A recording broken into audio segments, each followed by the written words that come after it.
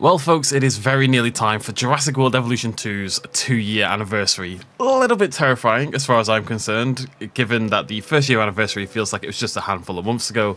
Time has ceased to have any meaning whatsoever, and we're all going to die soon. So anyways, 2-year anniversary is coming up very soon, and what we're going to do in tonight's video is talk about when to expect that, what it might include, and then we're going to dig into future DLC and stuff like that as well. DLC is definitely on the way for Evolution 2. I think it's going to come a little bit later than people expect, thanks to some very intrepid Redditors who will be credited a little bit later on. As we dig into that, we've got some ideas about what to expect potentially and when to potentially expect it, and we can talk a little bit about that later on. First though, the update. So this is separate from the DLC. It'll be a free, assuming they do the same again, of course. This is assuming that we get a free anniversary update for Jurassic World Evolution 2. In the first anniversary update, of course, we got the zipline. You can see some happy chappy there, zooming by one of my security guards who's decided that's the best way to spend their time. It's a good way to get around the park. We got the zipline as part of the free anniversary update, and it was a really cool addition because, you know, the game really needed new attractions, especially back then. That's something that's been addressed quite well by now. It's definitely in a much better place than it was. But it was something the community had wanted for a long time, and it's a good fit for Jurassic World Evolution 2 in general. It adds some really much needed verticality to our parks. So that was anniversary update version 1. I think what a lot of us expected was something a little bit different though. If we hop over to our exhibit over here, ignore what's going to go on over there, it's going to be a little bit crazy. But over here, if we can find one that's standing up, we have Microceratus. This is by Wheat, the DLC. This is obviously based on the website version of Microceratus that was posted for the original Jurassic World. I will link this mod down below if you want to download it and throw it into your own parks. Microceratus is, though, basically the only on-screen dinosaur alive on screen. There's been a few others, but the only living on-screen dinosaur that has yet to make it into Jurassic World Evolution 2.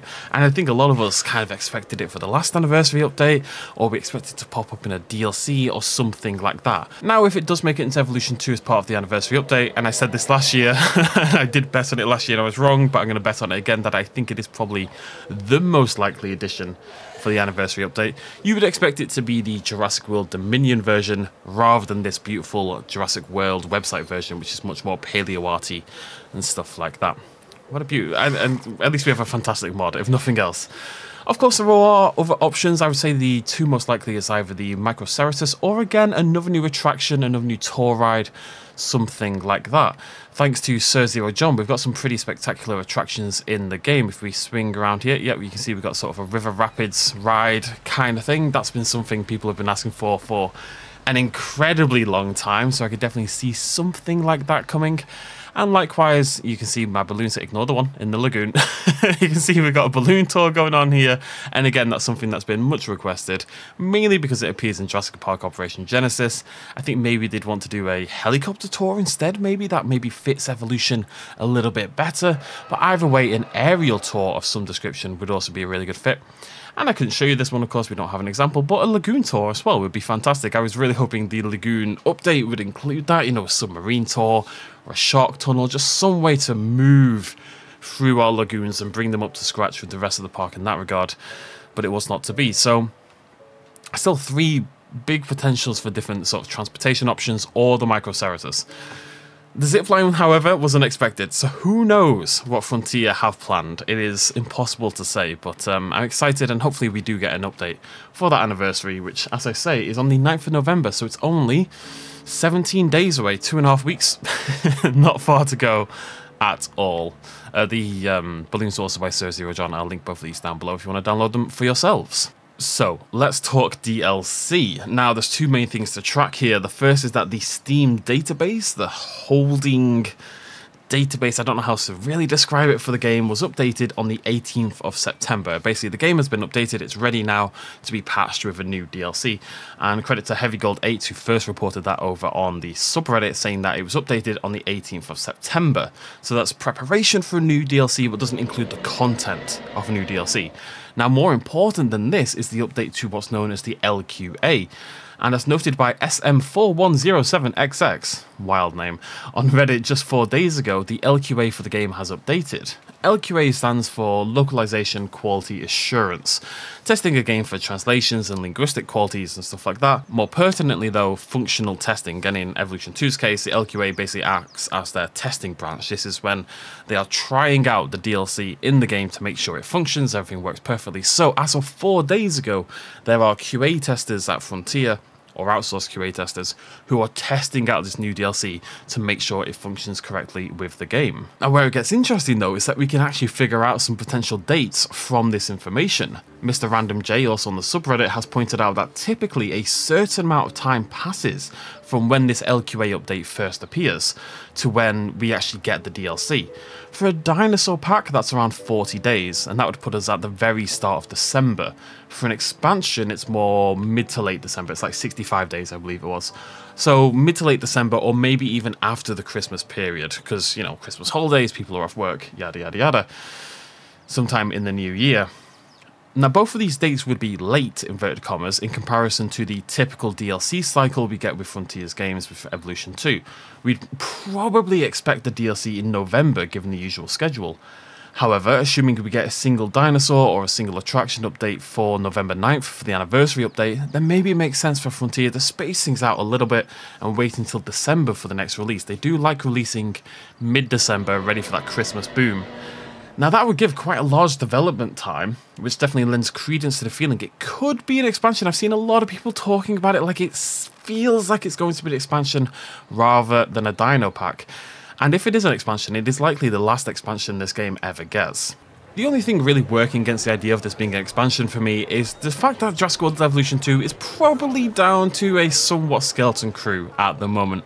It's an interesting thing in that, on one hand, Evolution 2 is performing really well. It's Frontier's best performing game right now. It's, you know, catching up with the first game. It's doing better than all their other titles, although there's likely some takeaway from Universal there. But it's been out for 2 years. And as we saw with the first game, and as with most games, you know, the main game comes out and you move that team onto other games, and then a smaller team stays behind to work on the DLC. That's fine for a dinosaur pack, but it does make expansions a little tougher, especially with time as more and more people get pulled off the team. On the other hand, and this is slightly touchy, Frontier are not in a great place right now. Their newest game, F1 Manager 23, has not been performing up to their expectations. There's been problems with Elite Dangerous. They've got Age of Sigmar coming out soon, which I'm personally really excited about, but I think probably is costing quite a lot of money. Is probably a bit of a risk as well. We'll see how that one goes. But they've just announced a whole wave of layoffs, which I want to address in just a second. But the point is, layoffs obviously aren't good for this kind of thing. Now, at the end of the day, those layoffs have just been announced. I think they're actually still in the process of being announced. So it probably doesn't affect the development of whatever the current DLC is. But on one hand, less people, less content, yada yada yada. On the other hand, when you're ailing a little bit as a company, when you're struggling or maybe not meeting your targets, what do? People tend to double down and focus on what is actually working. And in that case, that's Jurassic World Evolution 2 and to a slightly lesser extent, Planet Zoo. So it's going to be really interesting to see what happens in that regard. I do just want to briefly address that layoff thing as well. I've had the fortune over the years of meeting quite a few people from the Frontier team, chatting to a lot of them, mainly the community management, of course, but you know, a huge range of developers and stuff like that over time as well. And they have, to a person, been lovely, lovely people to talk with and work with, and I've never had any problems with them whatsoever, despite doing this for 5 years with them. They've been nothing but great. Even better with time as well, honestly. It feels like the community management, they've always been lovely people, but it feels like they've been able to connect with us as creators more and more over the years, and the current batch are as good as it's ever been, easily. I'm trying to be nice and nice to everyone, but they've been fantastic, they really have. And so have the devs themselves. You know, I've chatted with quite a lot of the devs over the years as well. There's a habit when layoffs happen for some people, and this has mainly been Elite Dangerous players, but I have seen it for Evolution, I've seen it for Planet Zoo, where people kind of celebrate it a little bit. People are like, well, who's surprised? Or, oh, well, they deserve it because such and such. For Elite Dangerous, it's because they cancelled the console version. And what people miss is, A, this is just a disgusting thing to say or think in the first place, right? This is people's livelihood, their jobs, people have got mortgages to pay, families to support, they deserve to, have the peace of mind to know where the next paycheck is coming from, yada, yada, yada. You know, it's a horrible feeling to miss out on that. And I can only imagine the people who celebrate it are people who've never been in that position. And typically, when layoffs are announced and things aren't going that well, the executives who make these wide-ranging decisions that lead to the layoffs, that lead to the poor performance, they're not the ones who suffer. And if they do, they get a big golden parachute and they're absolutely fine. The people who make the decisions that you're displeased with typically aren't developers. It's typically the people higher up in the food chain, and they're not the ones who get punished for it. And that's the way of capitalism. That's how the world works. But my point is, your ire is probably directed in the wrong direction. And I really think that at the end of the day, this is a video game versus people's livelihood. One is much more important than the other. So when layoffs and stuff are announced, please be sympathetic and not a terrible person. That's all I wanted to say on that. Anyways, so anniversary update, 9th of November. Let me know in the comment section down below what you think we might get for that free update.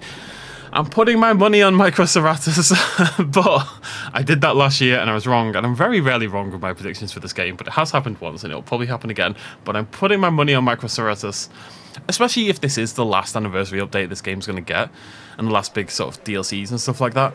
It would make sense to fill that final hole. That's a weird sentence, but it would make sense, right? If not, maybe a new attraction would be cool as well. I'd be very happy with either of those. Let me know what you think, and let me know what you think about the DLC. If it is an expansion, which, you know, fingers crossed it could well be. I have no idea what they're going to do, but I'm very excited about the possibility. Either way, thank you so much for joining me. I will see you lovely folks very, very soon. Cheers much love as always. Bye-bye.